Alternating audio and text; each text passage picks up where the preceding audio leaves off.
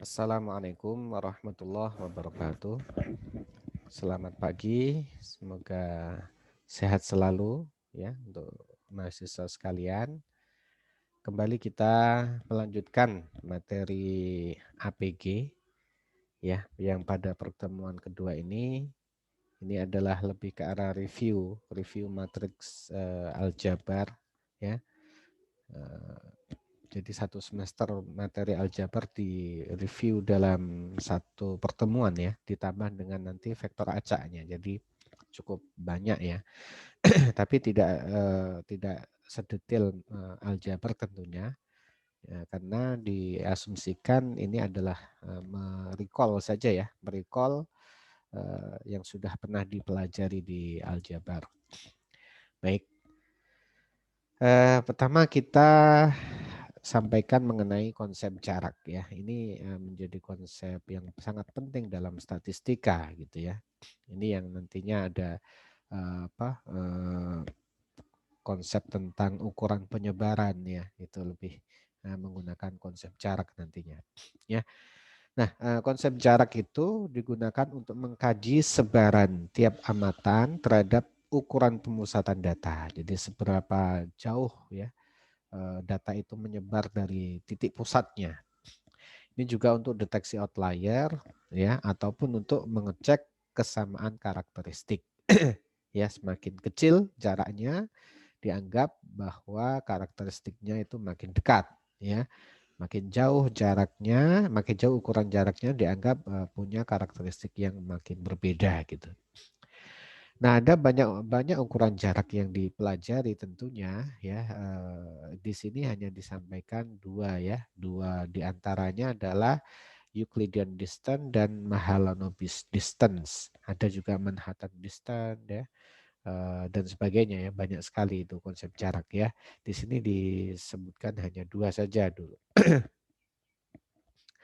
Nah, pertama adalah Euclidean distance. Jadi jarak Euclid ya, jarak ini konsepnya adalah bahwa setiap koordinat berkontribusi sama dalam jarak. Jadi setiap koordinat berkontribusi sama dalam jarak. Jadi kalau boleh dikatakan bobotnya sama ya, punya bobot yang sama gitu, nanti ada penjelasannya. Kemudian semakin besar ukuran Euclidean distance, maka dikatakan jaraknya makin besar gitu. Kemudian tidak memperhitungkan hubungan antar variabel, ya, baik korelasi positif negatif itu tidak diperhitungkan. Dia polanya menyebar menyebar dengan tingkat sebaran yang besar atau dengan tingkat sebaran yang rapat itu tidak diperhitungkan di sana. Kemudian tidak robust, ya, artinya tidak robust itu dia bisa fluktuatif ya, nilai dari Euclidean distance itu fluktuatif tergantung posisinya gitu. Kemudian kurang cocok jika ternyata nilai amatan yang digambarkan memiliki fluktuasi ataupun arah yang sangat beragam. Yaitu tadi karena tidak robust tadi, ya. Karena tidak robust maka dia sensitif ya.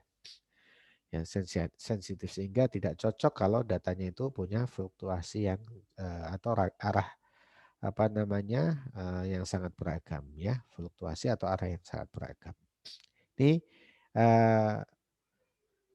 formulanya ya, formulanya misalkan P itu adalah suatu titik ordinat suatu bidang gitu ya, X1 X2.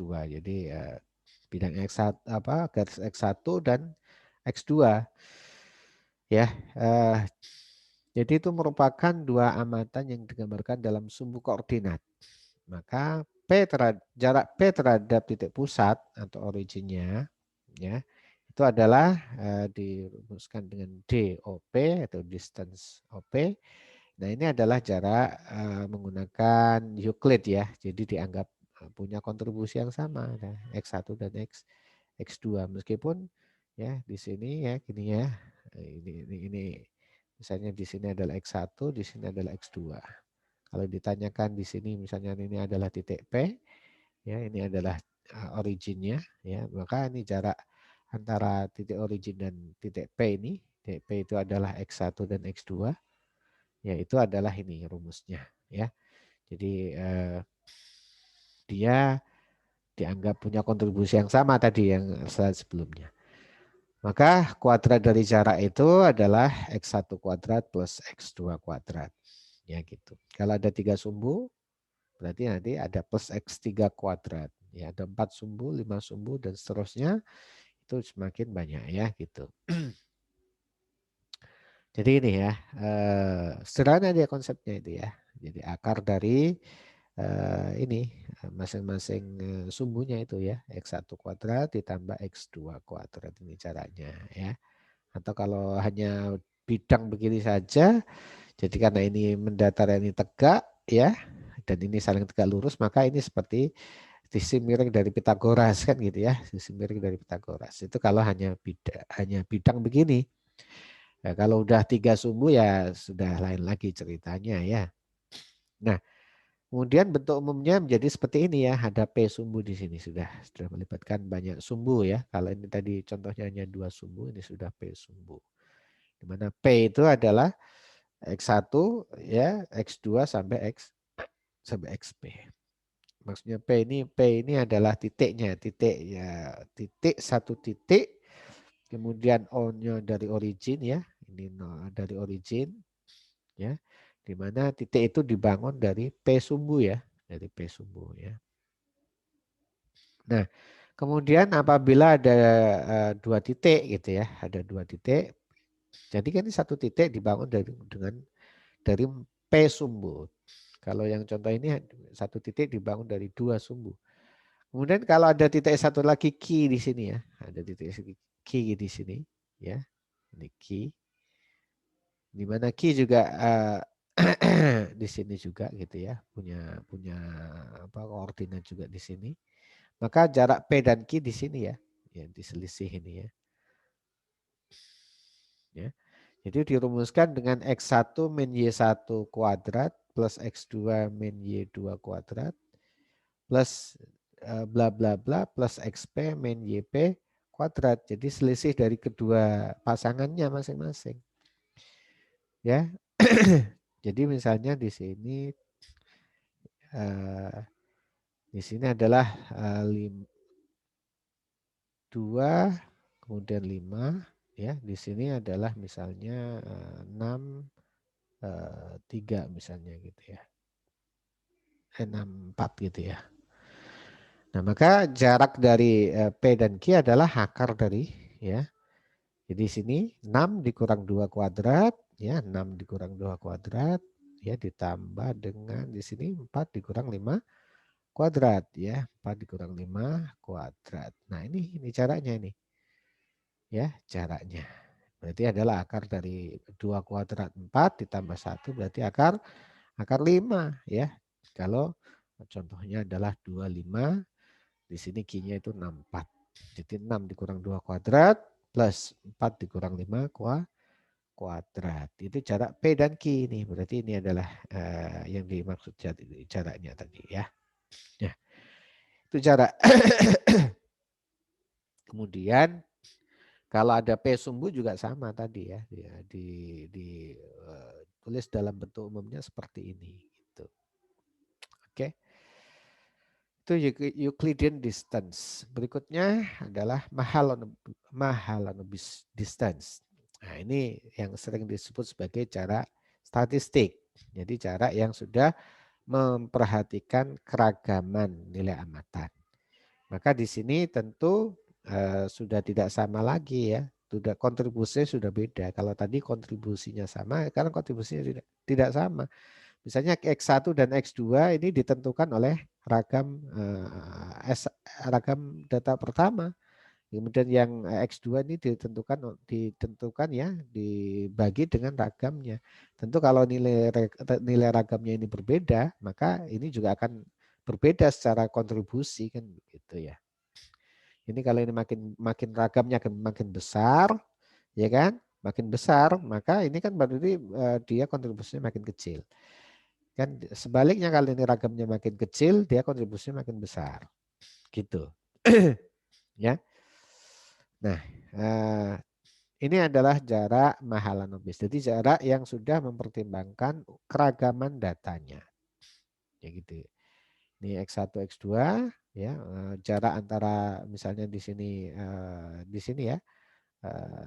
Ini misalnya titik P gitu ya, titik originnya di sini ya. Maka kita mempertimbangkan ragam untuk variabel X1 dan ragam untuk variabel X2 masuk di sini. Ini tiap-tiap titiknya ya.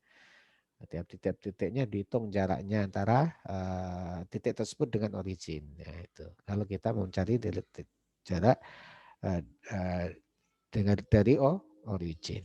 Dan kemudian kalau digambarkan dalam suatu plot gitu ya, dalam suatu graph, itu terlihat di sini bahwa kalau Euclidean distance itu itu seperti apa namanya, seperti membentuk lingkaran-lingkaran gitu.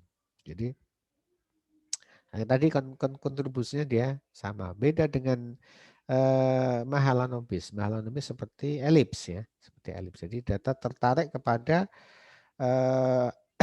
ya mana yang punya ragam yang besar gitu ya. Jadi kalau ragamnya besar dia akan cenderung menarik. Kalau ragam satu dan ragam duanya lebih besar ragam yang dua, maka dia akan cenderung ketarik ya sehingga lebih lonjong dia. Ya, lebih lonjong dia. Kalau di sini lebih rapat ya gitu. Jadi ini karena apa? Apa tadi?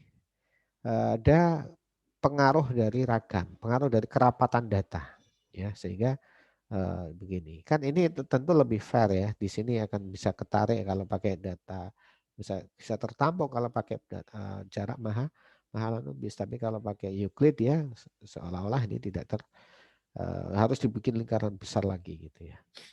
Ya gitu. Jadi kalau dibikin lingkaran besar lagi kan tentu ada suatu wilayah yang sebenarnya kosong di sini. Kalau ini kan efektif ya, lebih efektif. Jadi kalau untuk statistik itu jarak Mahalanobis itu lebih efektif dibandingkan dengan Euclid ya. Makanya dalam sebaran normal itu ya, itu kalau apa namanya X itu menyebar normal gitu ya dengan mu dan sigma kuadrat gitu ya. Maka fx-nya itu atau PDF-nya itu adalah ya, seperakar 2 pi sigma ya. Ya, kalau ini kan eksponensial dari apa? Ya, eksponensial dari min setengah ya x min mu per sigma kuadrat ya kan gitu ya. Nah ini kalau x min mu per sigma ini sebenarnya ini jarak ini x min mu itu kan jarak tadi dibagi dengan sigma ya, sigma itu tadi adalah ragam ya. Jadi kalau ragam itu sebenarnya menggunakan konsep Mahalanobis ya. Sebaran normal itu menggunakan konsep Mahalanobis. Ya gitu. Kemudian kita lanjutkan ke pembahasan mengenai vektor ya, mengenai vektor dan matriks ya. Setelah vektor matriks. Di sini dibahas mengenai definisinya, kemudian mengenai panjang vektor, kemudian sudut antara dua vektor, kemudian apa itu vektor ortogonal dan bagaimana turunan vektornya. Ya, panjang vektor, ya panjang vektor atau norm, ya itu dirumuskan dengan ya akar dari A1 kuadrat ditambah A2 kuadrat. Ya, gitu. Ini adalah panjang vektor. Ya, seperti ini. Ya, seperti dengan mudah kita katakan ini pakai jarak tadi, jarak apa? Jarak Euclid gitu ya. A1 kuadrat plus A2 kuadrat. Ya, ya gitu. Jadi panjang vektor A. Ya, misalnya kalau ini ada A gitu ya. Ini kan ada arahnya begini ya. Ini adalah vektor A gitu ya. Maka panjangnya berapa ini? Ya, kalau ini dianggap sebagai titik origin kan gitu ya. Sebagai titik origin gitu ya. Nah, di sini di A1, di sini A2 ya. Jadi A itu adalah A1 dan A2 gitu ya. Vektor ini. ya, atau X1, X2 juga bisa. Maka panjang dari vektor A atau norm dari vektor A ini adalah sama dengan akar dari A1 kuadrat tambah A2 kuadrat. Ini panjang vektor ya, panjang vektor. Oke. Ya ini vektor. Atau ditulis begini juga bisa ya. Kemudian secara umum kemudian ya bentuk dari A1 kuadrat plus A2 kuadrat itu ya ini tadi ya. Ini akar dari A1 kuadrat plus A2 kuadrat itu bisa dinyatakan secara operasi vektor sebagai A transpos dikali A ya di akar ya. Ini adalah norm dari vektor A. Jadi ini adalah vektor A transpos, ini vektor A. Jadi dikalikan aja transposnya ya, vektor transpos. Misalnya kalau A itu adalah 2 dan 3 ya vektornya. Jadi ini X1 atau X1, X2 atau A1, A2. Maka kita dengan mudah menghitung bahwa norm dari A tadi itu apa tadi? Akar dari 2 kuadrat ditambah 3 kuadrat atau sama dengan akar dari ya 4 ditambah 9 atau akar dari 13. Ini juga sama dengan kalau kita menghitung akar dari A transpos A. Jadi A transpos A itu A transposnya 2, 3 ya dikalikan dengan 2, 3 ya kan ini adalah 2 kali 2 ya 4 ditambah dengan 9. Ini adalah 13. Nah, norm dari vektor A itu adalah akar dari A transpos A atau akar dari 13 gitu. Nah, ini akan memudahkan ketika elemennya tidak hanya 2. Kalau hanya 2 kan seolah-olah ngapain susah-susah A transpos A. Tapi kalau ini misalnya sumbunya itu ada P, ya misalnya ada 10 ya ada lebih dari itu, maka lebih mudah menggunakan operasi vektor begini karena kan dengan apa? Dengan bantuan R misalnya itu kan lebih cepat gitu ya. Di A transpos A langsung keluar nilainya ya. Jadi kalau sangat terbantu kalau kemudian elemennya banyak gitu. Ya. Daripada kita kuadratin satu-satu kan gitu ya. Kemudian vektor normal. Jadi itu norm atau norm itu tadi panjang. Norm ini adalah panjang vektor. Kemudian vektor normal itu adalah vektor yang dibagi dengan normnya, yang dibagi dengan panjangnya. Ini vektor dibagi dengan panjangnya itu adalah vektor normal. Ya, vektor normal adalah vektor yang dibagi dengan panjangnya. Ya, gitu. Dan berikutnya adalah perkalian titik. Ya, perkalian titik ini U dot V ya, dot produk. Jadi perkalian titik 2 vektor. Jika vektor U dan vektor V adalah vektor-vektor dalam ruang berdimensi 2 atau 3, dimensi 2 atau 3, dan theta adalah sudut antara U dan V, maka hasil kali titik atau dot produknya itu adalah nom U kali nom V kali cos theta. Ya, kalau misalnya dua vektor itu dipisah dengan sudut theta. Ya, gitu ya. Ada vektor U, ada vektor V di sini. Ya. Nah, ini ada arahnya tentunya ya. Nah, ini dipisahkan dengan sudut theta. Ya, gitu. Maka U dot V, ya, U dot V, ini U dot V adalah panjang U dikalikan panjang V dikalikan cos theta. Itu U dot V. Ya, ya oke. U dot V-nya mana ini belum bisa digambar ya, U dot V-nya. Ya. Nah, U dot V akan sama dengan 0 ya jika apa? Jika U-nya 0, jadi ini 0 tidak ada atau V-nya 0 ya. Ya. Karena kalau 0 dikalikan dengan berapa kan 0. Atau kalau U dan V-nya tidak 0 ya ini atau kemudian cos theta-nya sama dengan 0 Atau di sini jika ya jika tetanya sama dengan 90 derajat. Jadi kalau dia itu tegak lurus ya. Kalau tegak lurus maka U dot V-nya akan sama dengan 0 juga gitu ya. Nah, kemudian ini berikutnya ya, ini akan mengarah kepada bentuk umum dari dot product ya. Misalkan U ya, vektor U itu dari 3 dimensi ya, dimensi 3 ya, X, Y dan Z ya gitu ya.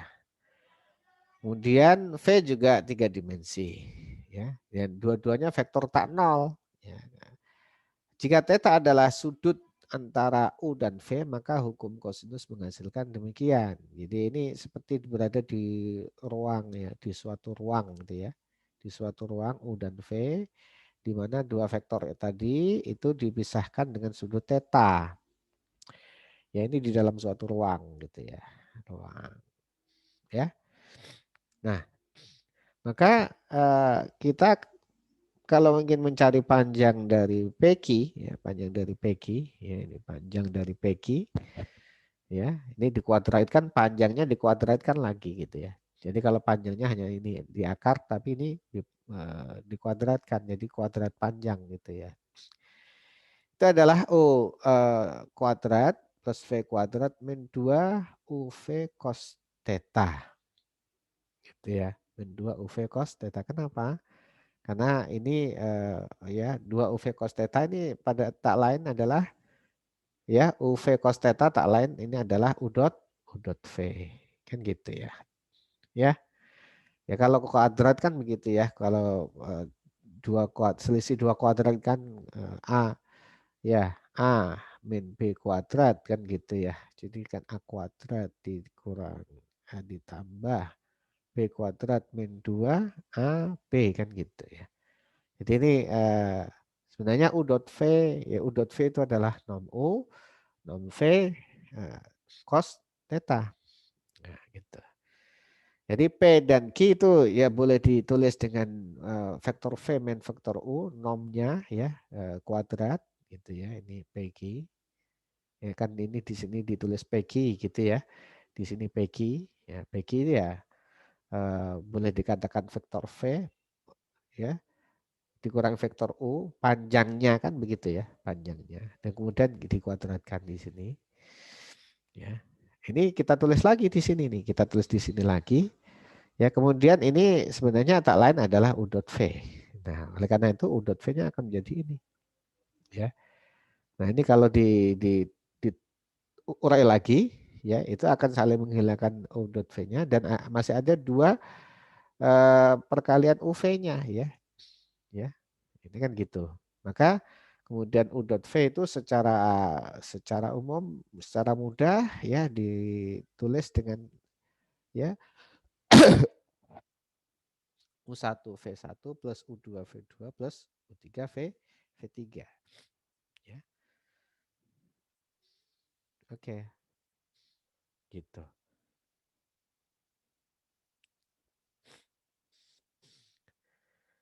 Atau kemudian ini juga bisa langsung ditulis U ya transpose V gitu juga bisa ya. Itu juga bisa ini. U transpose V juga bisa. Ya. Ini juga akan menghasilkan hasil yang sama dengan ini. Ya. Jadi U transpose V gitu. Kemudian ada disebut sebagai vektor ortogonal. Ini juga penting dalam konsep statistika ya, vektor ortogonal ya, vektor yang saling tegak lurus maksudnya. Tegak lurus itu kalau tentu tetanya sama dengan 90 ya. 90 itu kalau tegak lurus ya.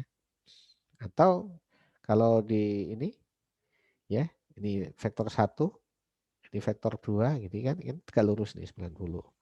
Atau sekalian aja sudutnya ke 270 gitu ya. Tapi nilai cos tetanya akan sama ya, akan sama dengan 0. Ini vektor-vektor yang tegak lurus disebut sebagai vektor ortogonal. Ya, dua vektor U dan V tegak lurus atau ortogonal jika dan hanya jika cos tetanya sama dengan 0. Nah, akibatnya U dot V-nya juga akan sama dengan 0. Jadi hubungan apa namanya U dan V, kalau U dot V-nya itu kok sama dengan 0, maka dia saling bebas. Gitu ya. Saling bebas. Artinya ini juga bisa dikatakan kalau saling bebas dia tetanya sama dengan 90 derajat. Jadi saling bebas dia. Tidak ada ikatan, tidak ada terikat yang satu ke sana, yang satu ke atas gitu ya. Tidak akan pernah ketemu kan gitu. Nah, beda ketika ada mencengnya gitu ya. Dia akan bisa ada apa namanya? Ada irisannya gitu, ada hubungannya gitu ya. Tapi kalau begini udah betul-betul bebas, tidak akan pernah bisa akur gitu ya. Gitu ya. Kemudian normalisasi vektor. Jadi tadi sudah disinggung sebenarnya di depan bahwa vektor normal adalah vektor yang dibagi dengan panjangnya. Jadi ketika kita membagi vektor itu dengan panjangnya, itu sebenarnya kita sebut sebagai vektor normal gitu ya. Nah, gini. Ya, norm dari suatu vektor sudah didefinisikan sebagai akar dari U dot U, atau boleh dikatakan di sini akar U transpos U gitu. U ya ini ya, U ya. Ya. Ya. Kalau ini dot, kalau nggak ada dotnya transpos dia ya. Nah, jika panjang dari vektor U itu sama dengan 1, atau jika U dot U sama dengan 1, atau U transpos U itu sama dengan 1, maka U disebut vektor satuan atau dikatakan normalisasi. Gitu. Ya. Nah, setiap vektor satuan bukan nol dapat dikalikan dengan kebalikan dari panjangnya untuk mendapatkan vektor satuan. Jadi ini akan menjadi vektor satuan juga ya. Jadi vektor normal ini. Mana ini? Ya ini. Ya. Jadi vektor yang dibagi dengan nomnya, dibagi dengan panjangnya. Ya. Ini Anda akan buktikan bahwa ketika kita cari apa namanya? Panjang atau nom dari vektor normal itu akan sama dengan coba ini. Kita cari ini panjangnya. Ini panjangnya berarti apa? Gampang aja kan kita akan menghitung V transpos V kan gitu ya. Nah, kan gitu ya. Nah, ya tapi yang sudah dinormalkan begini ya. Sudah dinormalkan begini. Maka Anda akan lanjutkan terus ya. Ini hasilnya seperti apa? Ini per V ya, nom dikalikan dengan V ya, nanti ditranspos ini. Transpos dikalikan dengan nomnya juga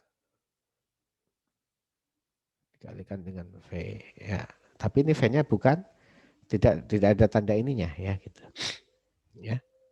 Ya, ini silakan dilanjutkan, nanti ini akan sama dengan 1 tentunya ya. Ini akan sama dengan 1.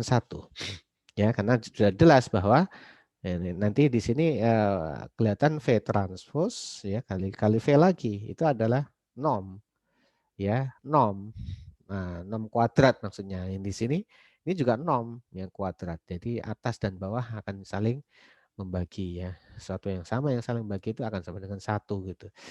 Jadi terbukti bahwa vektor normal itu adalah ya, vektor satuan ya, vektor normal vektor satuan ketika kita sudah menormalisasi suatu vektor. Menormalisasi itu apa? Vektor dibagi dengan nomnya akan menghasilkan vektor normal gitu ya.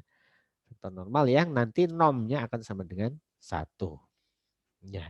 Ini disebut sebagai normalisasi vektor V ya gitu.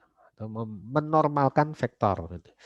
Berikutnya adalah konsep kombinasi linier ya. Ini agak memang banyak ya materinya ya. Tapi harapannya memang sudah diperoleh ya dulu.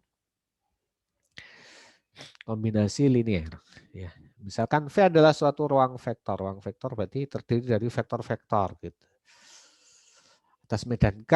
Kemudian vektor V dalam vektor V ini kecil, itu dalam ruang vektor V adalah kombinasi linier dari vektor-vektor U1, U2 sampai UM ya dalam V ya dalam ruang vektor V juga. Jika terdapat skalar A1, A2 sampai AM dalam medan K sedemikian rupa sehingga ya vektor V itu bisa dinyatakan dengan persamaan seperti ini ya. Ini adalah mengarah kepada kombinasi linear. Jadi vektor V adalah kombinasi linear dari U1, U2 sampai UM. Nah, ini akan benar-benar dia suatu kombinasi linear ketika kita mendapatkan solusi dari A1, A2 sampai AM. Ya.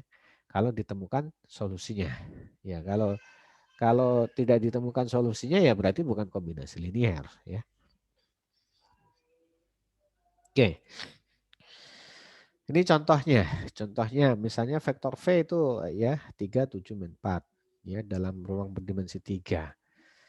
Itu dinyatakan sebagai kombinasi linear dari vektor U1, vektor U2 dan vektor U3. Ya. Ya, maka coba kita buktikan bisa nggak dia itu adalah ditemukan solusi dari sininya, dari A1, A2 dan A3-nya kan ada 3 ya. Misalnya di sini A, B, C ini vektornya ya. Ya, kalau ini ditemukan ini A, B, C-nya, solusi dari A, B, C, maka dia kombinasi linear. Ya. Nah, setelah ini misalnya ada 3 persamanya, 3 sama dengan A ditambah 2B ditambah 3C, kan 3 sama dengan A ditambah 2B ditambah 3C sebagai persamaan 1. Kemudian persamaan 2 adalah 7 itu 2A ditambah 3B ditambah 5C, ini persamaan kedua ya, lanjutkan sendiri ya. Nanti min 4 sama dengan 3A ditambah 7B ditambah 6C, ini persamaan 3. Nah, selesaikan ini ketiga persamaan ini ya. Sehingga nantinya kita bisa temukan solusi dari A, B, dan C. Solusinya adalah 2, min 4, dan 3. Nah, karena ada solusinya, maka V itu adalah kombinasi linear dari U1, U2, dan U3. Dia kombinasi linear. Tapi kalau tidak ada solusinya, nggak ketemu solusinya, maka itu bukan kombinasi linear. Gitu. Gampang ya. Nah, konsep lainnya yang bertolak belakang itu adalah bebas linear. Kalau di kombinasi linear, sekarang bebas linear. Ya, bebas linear. Ya, bebas linear itu kalau ya antara U1, U2 dan UM ini bebas linear maksudnya gitu ya. Ya kan? Nah, ini bukan dengan suatu vektor ya. Kombinasi linear dari satu vektor. Kalau ini bebas linear ini, antar vektor itu bebas linear. Itu jika persamaan ini itu solusinya hanya ya ketika A1, A2 dan AM itu hanya sama dengan 0 ya. Ketika ada solusi lain maka dia tidak bebas linear lagi ya. Tidak bebas linear lagi. Ya. Jadi ini hanya bebas linear ketika solusinya ya A1, A2 dan AM sama dengan 0. Hanya ini solusinya. Kalau ada solusi lain misalnya bisa juga ini 0. Ya, ketika A2-nya 2 dan A berapanya itu min 2 misalnya, ya. Nah, itu bukan bebas linear lagi ya. Jadi satu-satu solusinya itu ketika ada solusi lain maka dia tidak bebas linear, ya. Gitu ya. Ya. Jadi jika S atau ruang vektor itu terdiri atas vektor U1 sampai UM adalah himpunan vektor-vektor tak kosong, vektor-vektornya tak kosong. Ya jelas lah kalau kosong ya mau dikalikan berapa ya kosong juga. Maka persamaan ini ketika solusinya hanya ini, maka dia adalah bebas linear. Tapi kalau ada solusi lain, ya selain ini, selain 0, 0 semua, maka dia tidak bebas linear. Nah, kemudian masih tentang konsep bebas linear, ya. Suatu himpunan S ya terdiri atas vektor U1 sampai UM misalnya dengan beberapa vektor disebut tak bebas linear, tak bebas secara linear, tak bebas linear. Jika dan hanya jika paling tidak ya salah satu vektor S dapat dinyatakan sebagai suatu kombinasi linear dari vektor lainnya. Anda juga bisa membuat pembuktian kalau misalnya tadi kan solusi dari bebas linear itu kan kalau A1 U1 vektor ya, nih A2 skalar, U2 vektornya ditambah seterusnya sampai ini UM, berarti tambah AM UM ya. Ini sama dengan 0 ketika hanya ditemukan solusinya hanya A, semua A ini adalah 0, dia bebas linear. Tapi kalau ada salah satu yang tidak 0, A-nya ya ada solusinya yang tidak harus 0, maka dia tidak bebas linear. Atau kemudian dibuat salah satu misalnya apakah bisa kita katakan bahwa U1 itu adalah misalnya ini kita buat persamaan berikutnya baru lagi misalnya B1 B1 U2 misalnya ini B2 lah gitu ya, B2 U2 ditambah seterusnya sampai BM UM misalnya gitu. Kalau ini bisa ditemukan solusinya ya, jadi salah satu vektor ini adalah kombinasi linear dari vektor lainnya, maka dia jadi tak bebas linear. Jadi ini solusi dari bebas linear hanya ketika seluruh skalarnya ini 0. Atau kemudian ini tidak bisa dinyatakan dengan suatu pola kombinasi linear ya untuk masing-masing vektornya gitu. Itu juga bisa untuk melacak dia itu ada bebas linear atau tidak. Kemudian dia dikatakan bebas secara linear jika dan hanya jika tidak ada vektor dalam S yang dapat dinyatakan sebagai suatu kombinasi linear. Mau U1 kombinasi linear dengan yang lain atau U2-nya yang dikombinasikan linear dengan yang lain. Coba aja kalau tidak ada satupun yang bisa dinyatakan sebagai kombinasi linear maka dia bebas linear. Tapi kalau ada yang salah satu yang bisa dinyatakan sebagai kombinasi linear baik U1 ataupun U5 misalnya ya. Menjadi kombinasi linear dari yang beberapa vektor yang lain misalnya hanya itu ya, hanya 2 saja itu.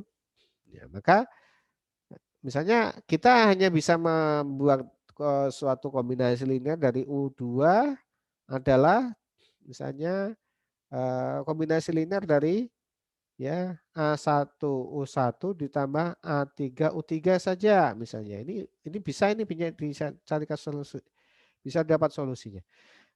Maka ini sudah kombinasi linear. Kalau sudah kombinasi linear maka dia tak bebas linear sudah.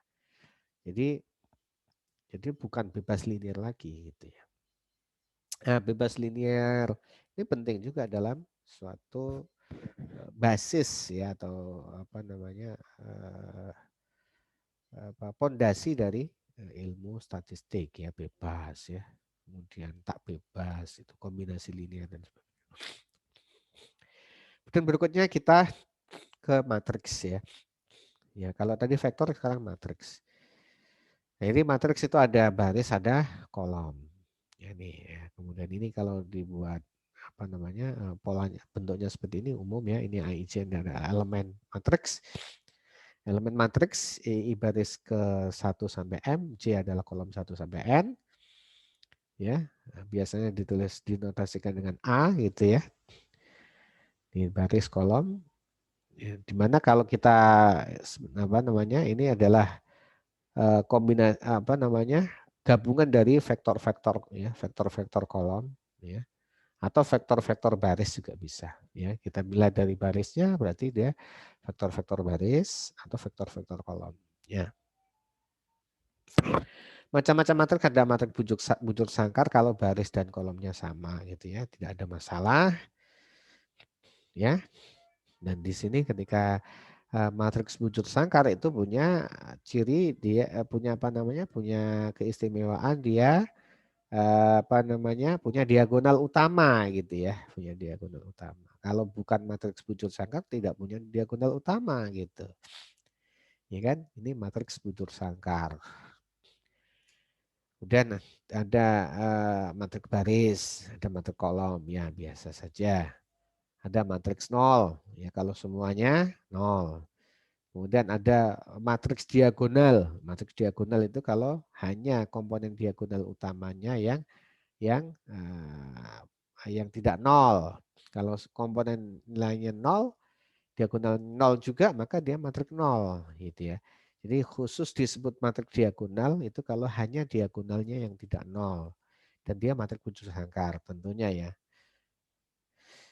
Kemudian ini tipe khusus lagi dari matrik diagonal adalah matrik identitas. Kalau ini tidak ada nilainya bebas berapapun yang penting tidak nol ya. Kalau adalah salah satu nol boleh. Kalau misalnya ini nol juga, kalau ini nol berarti ini seluruhnya nol gitu ya. Dihapus saja kan bisa juga gitu. Nah, kalau diagonal, kalau apa namanya matriks identitas itu berarti seluruh diagonal utamanya adalah satu.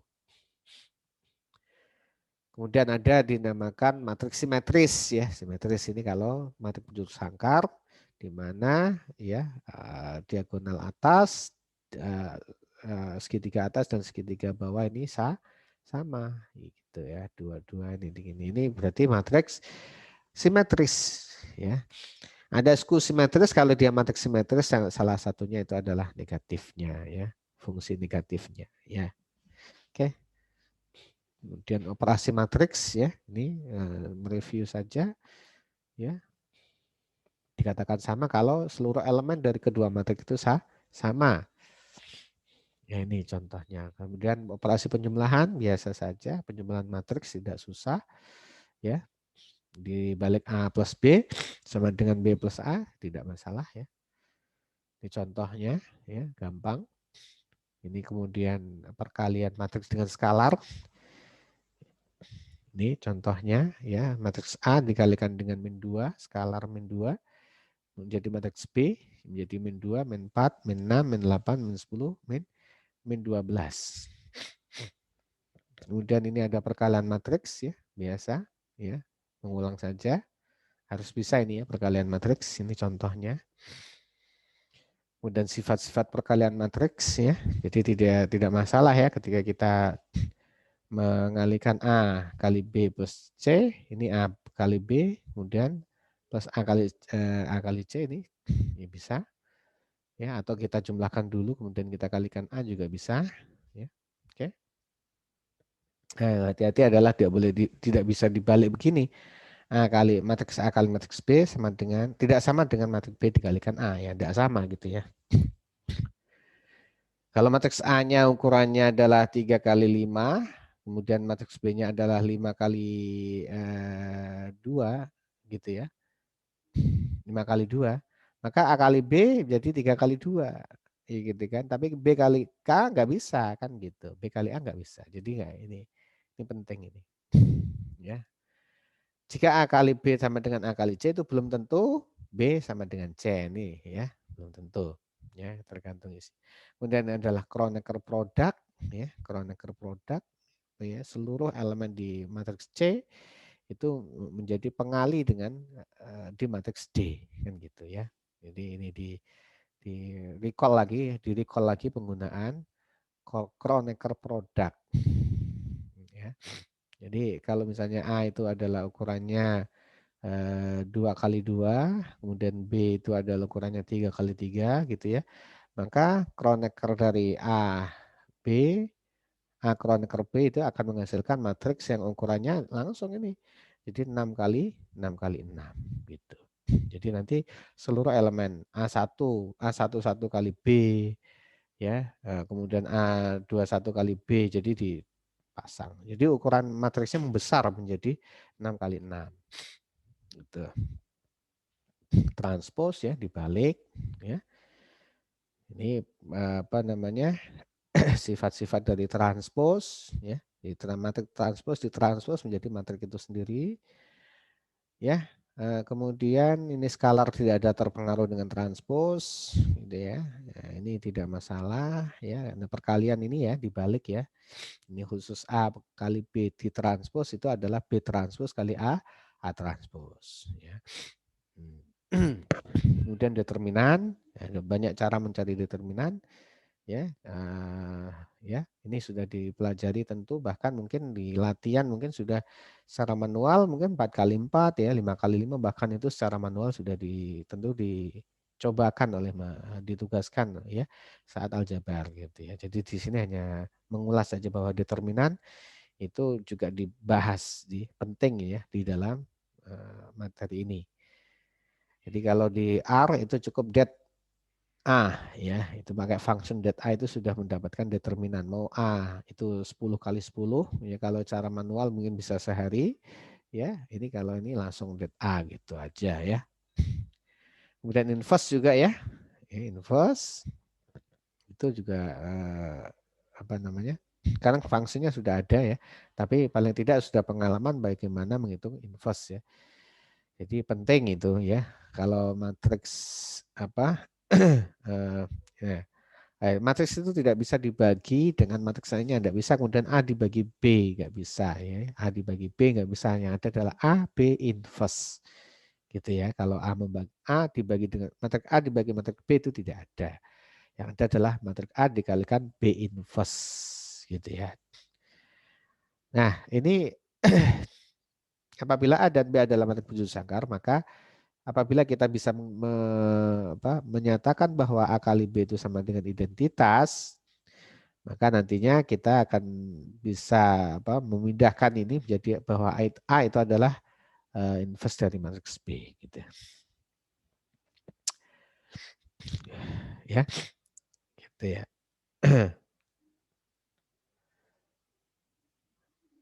Kebalik ya kali ini ya. Kali ini harusnya A inverse ya, A inverse sama dengan B gitu ya. A inverse yang B.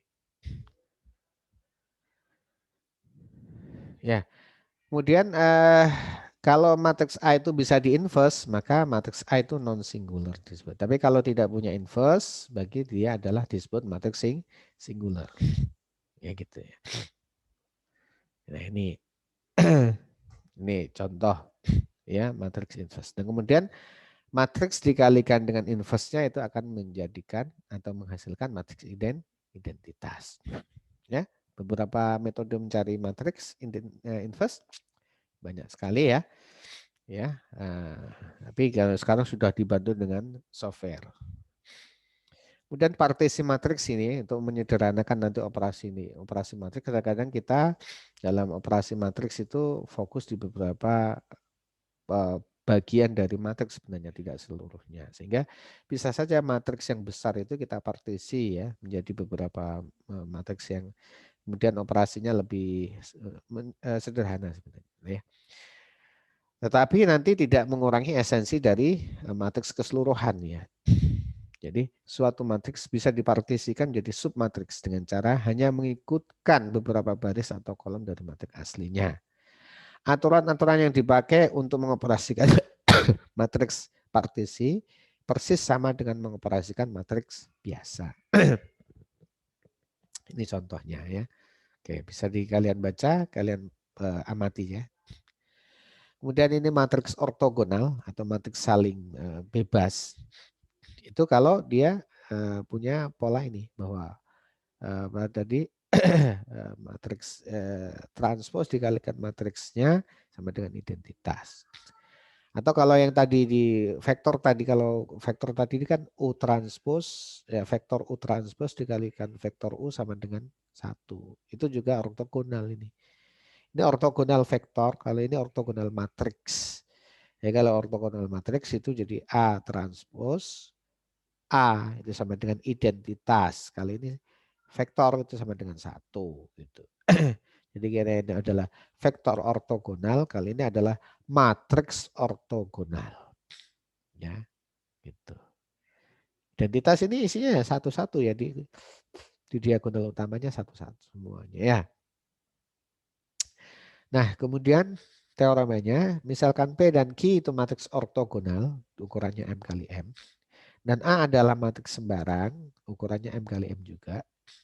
Maka determinan dari P, determinan dari matriks ortogonal itu sama dengan 1 plus minus 1.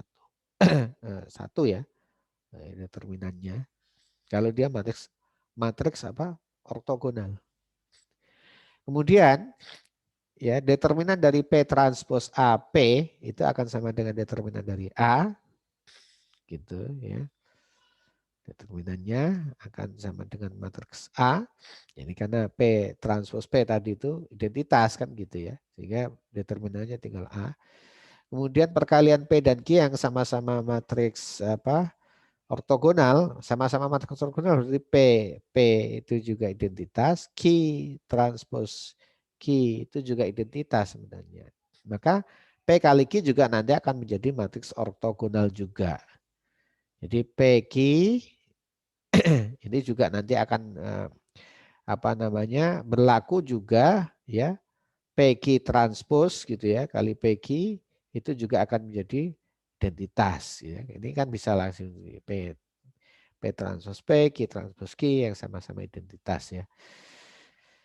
Oke, itu adalah matriks ortogonal. Kemudian ini trace matriks atau trace matriks ya, penjumlahan dari hanya komponen diagonal utamanya saja. Ya, ini gampang ya, dijumlahkan di komponen diagonal utamanya saja ini. Kemudian trace A plus B ya, operasi trace-nya ini ya. Trace A plus B ya itu sama dengan trace A plus trace B. Trace C kali D sama dengan trace D kali C, maka implikasinya trace C transpose C sama dengan trace ya D transpose D ya. Trace C transpose C sama dengan trace C transpose gitu ya. Ya, gitu ya. Ya, atau kemudian ya C kuadrat ya di komponen diagonal utamanya itu dikuadratkan. Baik. Kemudian rank matriks ya. Ini saya agak flu ya. Belum tuntas ini. Rank matriks atau pangkat matriks ya. Adalah maksimum banyaknya baris atau kolom yang bebas linier. Yang bebas linier semuanya harus bebas linier itu yang kalau jumlah maksimumnya berapa itu adalah rank menunjukkan ranknya ya gitu. Ya, ini silakan kalian review kembali di aljabar linear ya untuk rank matriks.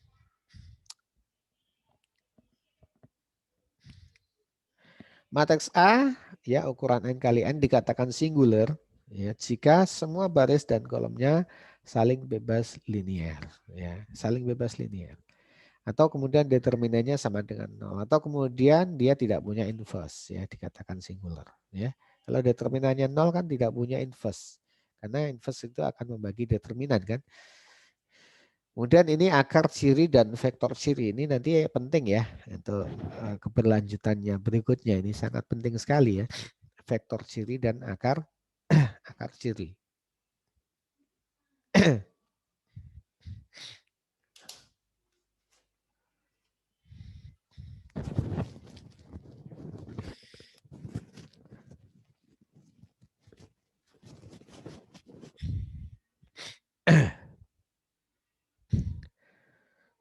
Nah, untuk matriks A berukuran P kali P, jadi matriksnya dibuat matriks bujur sangkar ya, bujur sangkar. Nah, kalau lebih spesifik lagi itu adalah matriks simetris ya, simetris nantinya ya. Kalau lebih spesifik lagi, yang banyak akan digunakan itu adalah nanti matriks simetris ya. Dalam hal ini matriks ragam peragam atau matriks korelasi ya. Kalau itu matriksnya seperti itu, maka pasangan-pasangan lambda 1 E1 atau sampai lambda P EP ya karena P kali P dikatakan sebagai pasangan akar ciri dan vektor ciri. Ini pasangannya ya lambda 1, pasangannya E1 dan seterusnya. Jika berlaku hubungan seperti ini bahwa determinan dari A min lambda I sama dengan 0. Ini untuk mendapatkan lambda nantinya. Ya, persamaan ini diselesaikan untuk mendapatkan lambda. Kemudian ya untuk mendapatkan nilai dari lambda itu adalah vektor lambda itu adalah akar ciri. Kemudian E ini adalah vektor ciri. Jadi ini pasangannya kalau lambda 1 pasangannya adalah dengan vektor ciri 1. Lambda 2 adalah dengan vektor ciri 2 dan seterusnya sampai lambda P itu pasangannya adalah vektor ciri P. Dan ini pasangannya ya. Ini pasangan-pasangannya.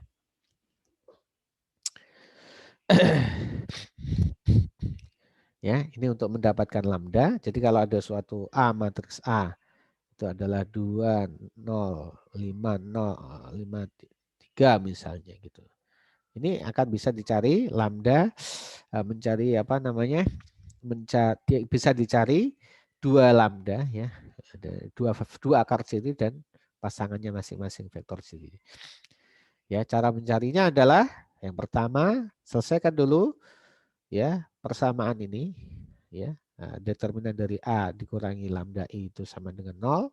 Setelah ini akan dapatkan lambda. Kemudian dapat 2 lambda ya. Untuk lambda pertama selesaikan persamaan A E1 sama dengan lambda 1 E1. Nah, ini diselesaikan.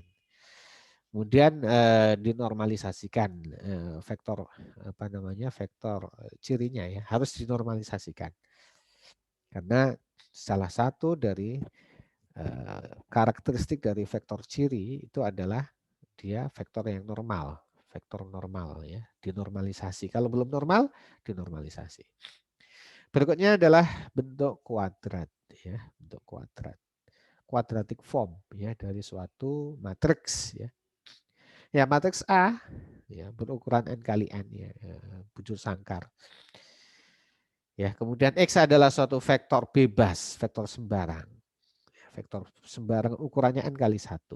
Jadi A ukurannya n kali n, X ukurannya n kali 1. Ini vektor sembarang. Ya, ini vektor sembarang. Maka bentuk dari X transpose dari A, X itu adalah bentuk quadratic form. Bentuk quadratic form. Ya, ini ya, sangat penting sekali dalam statistika bentuk kuadrat itu ya. Ya. Rumus ragam adalah rumus bentuk kuadrat ya. Sehingga didekati dengan apa namanya bentuk matriks ya yang berupa quadratic form gitu. Ya, ini. Jadi gampang saja kalau ada matriks A ya, kemudian ada suatu vektor bebas, vektor sembarang, maka perkalian ini itu menjadi quadratic form gitu aja ya. Misalnya kalau ada A itu adalah 1, 0, 2, 1 misalnya gitu ya. Maka quadratic formnya adalah X transpose A X. Ya kan? Nah, X-nya apa? X-nya sembarang. X vektor X ada X1, X2 misalnya gitu kan. Sembarang ini. Maka kita akan ini X1, X2, X2 ya. Dikalikan 1, 0, 2, 1 ya.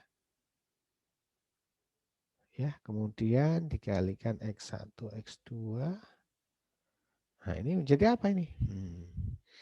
Jadi X1 ya. Saya kan ini X1 plus X1 plus 2X2 gitu ya. X1 plus 2X2 ini X1 kali 0, 0 berarti ini X2 di sini X2. Vektor dikalikan lagi di sini X1 X2. Aduh, enggak cukup ya. Oke, ini. Dengan ini X1 plus X2 dikalikan X1 berarti adalah X1 kuadrat ya plus 2X1 X2 ya. Kemudian di sini ya. Ini kali ini, kemudian ini kali ini plus X2 kuadrat. Nah, ini adalah bentuk kuadrat nih ya. Ini adalah bentuk kuadrat. Ini. Jadi matriks A 1021 itu bentuk kuadratnya jadi ini gitu ya kan. X1 kuadrat plus 2X1 X2 plus X2 kuadrat. Tuh, ya.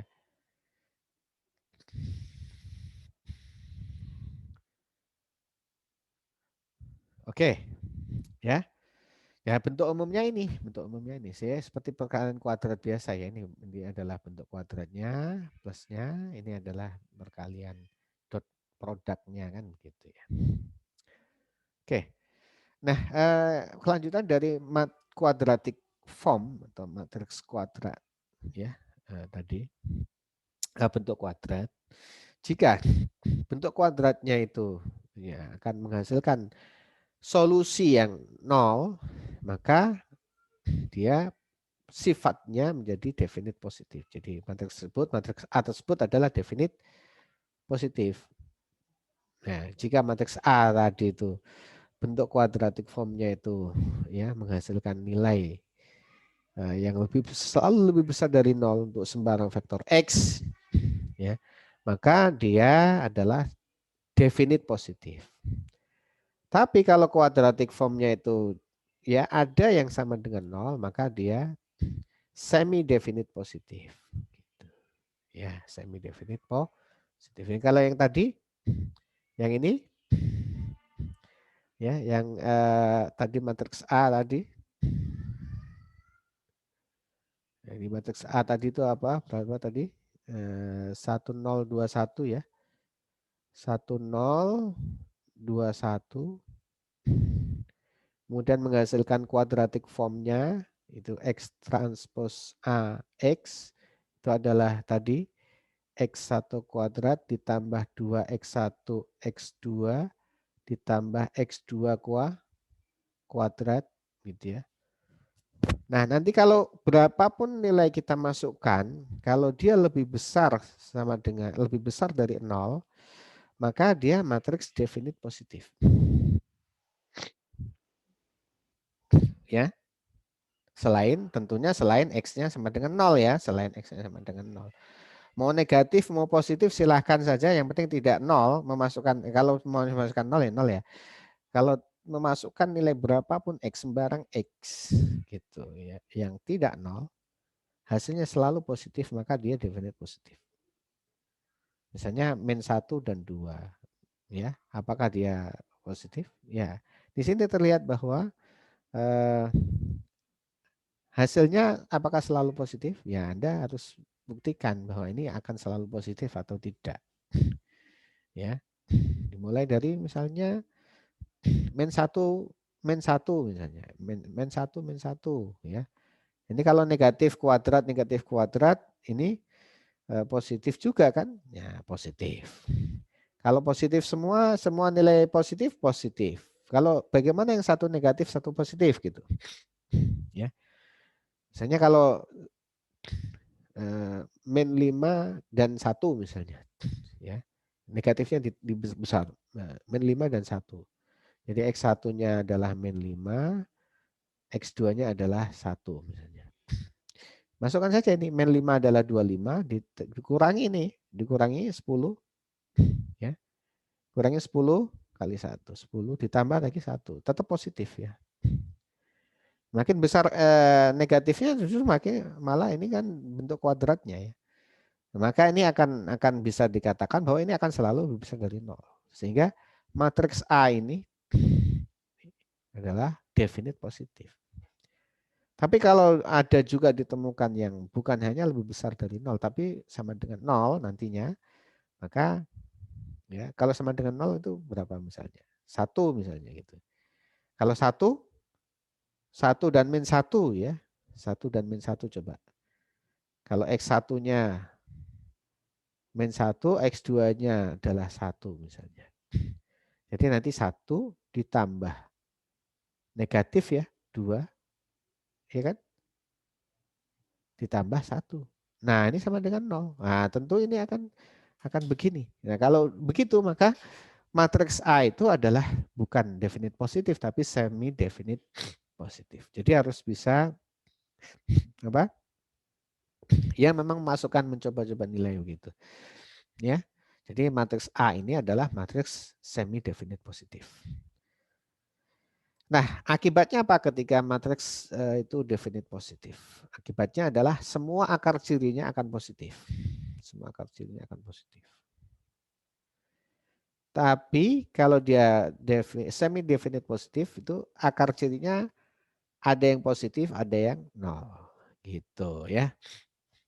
Dan khusus bentuk matriks ragam-peragam atau sigma nanti itu matriks ragam-peragam, matriks covariant matrix ya dan correlation matrix itu adalah positif definite positif dia.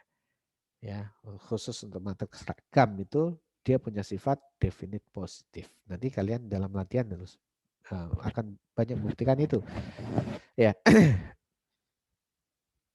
Nah, kemudian kalau matriks A itu bersifat simetris ya umum. Jadi kalau definit positif jelas tadi itu matriks simetris ya. A itu adalah matriks simetris.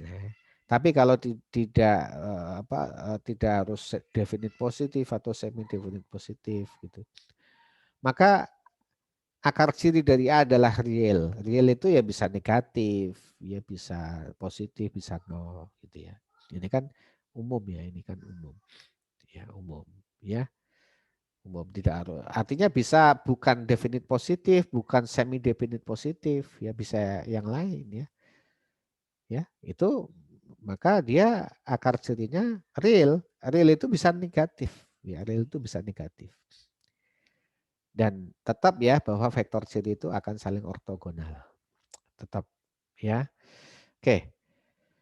Berikutnya adalah random faktor atau vektor acak dan matriks acak.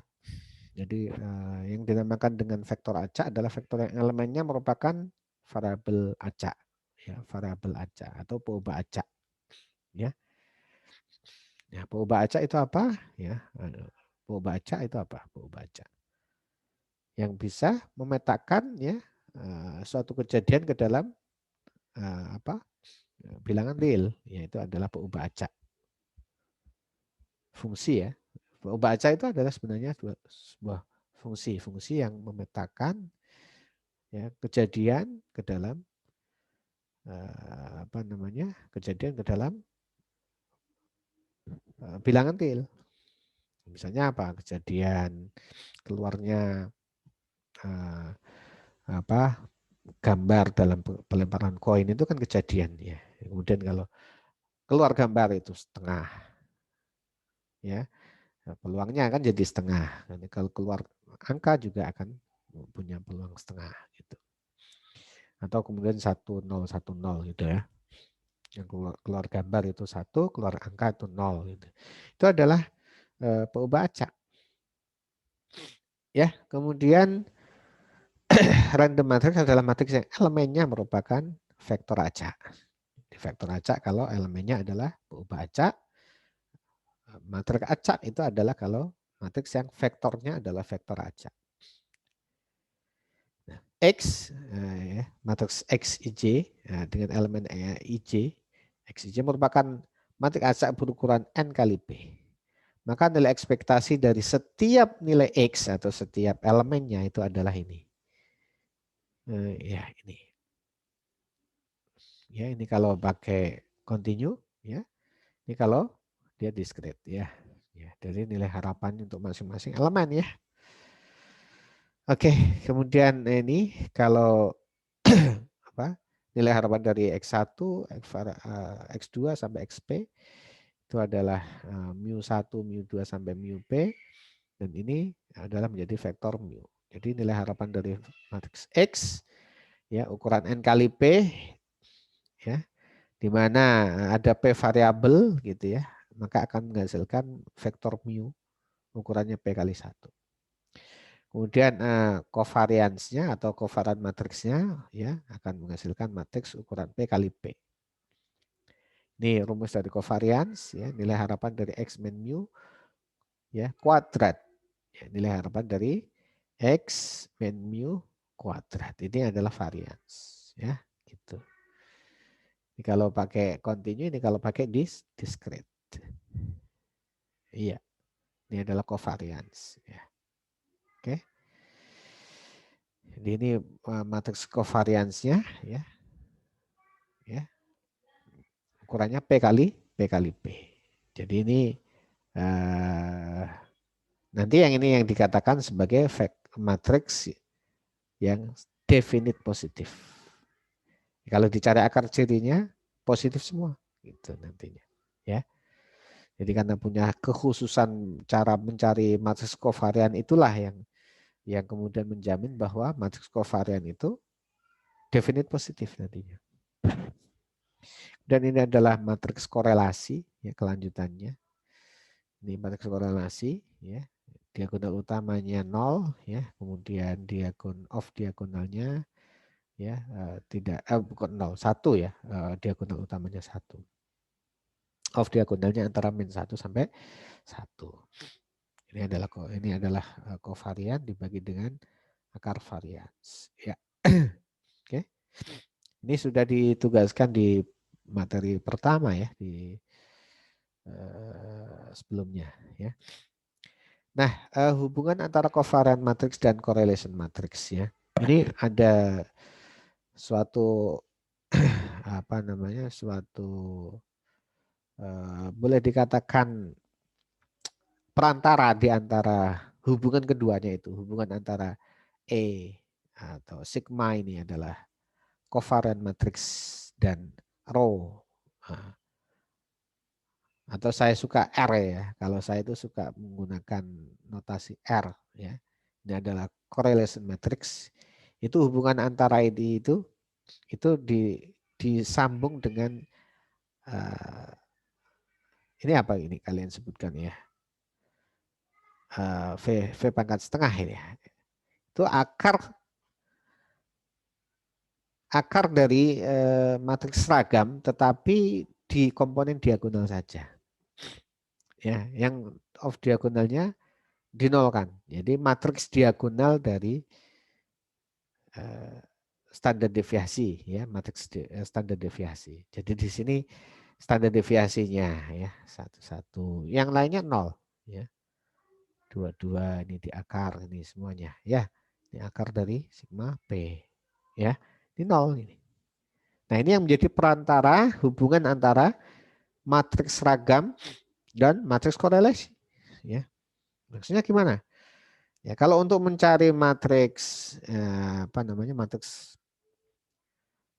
matriks covariance itu sigma ini ya. Itu adalah bahwa V pangkat setengah ya. V pangkat setengah ya. Kemudian dikalikan dengan R yang dikalikan dengan V pangkat setengah.